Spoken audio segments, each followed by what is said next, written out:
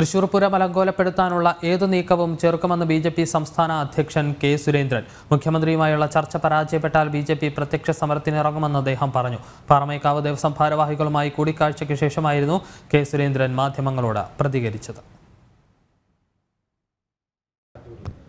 തൃശൂർ പൂരം നമ്മുടെ നാടിൻ്റെ ആകെ ഉത്സവമാണ്.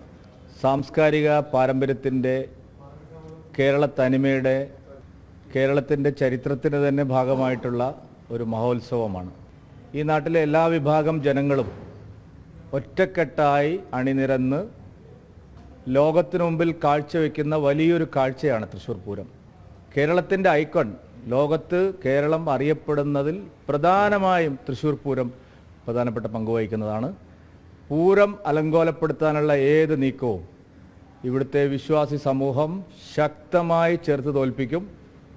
അവരുടെ കൂടെ നിൽക്കുന്ന ഒരു പ്രസ്ഥാനം എന്നുള്ള നിലയിൽ പ്രത്യക്ഷ സമരത്തിന് ഇന്ന് മുഖ്യമന്ത്രിയുടെ യോഗത്തിൽ വിശ്വാസികൾക്ക് അനുകൂലമായ തീരുമാനമുണ്ടായില്ലെങ്കിൽ പ്രത്യക്ഷ സമരത്തിന് ഞങ്ങൾ മുന്നിൽ നിൽക്കുമെന്ന് പറയാൻ ഈ അവസരം ഞാൻ ഉപയോഗിക്കാം.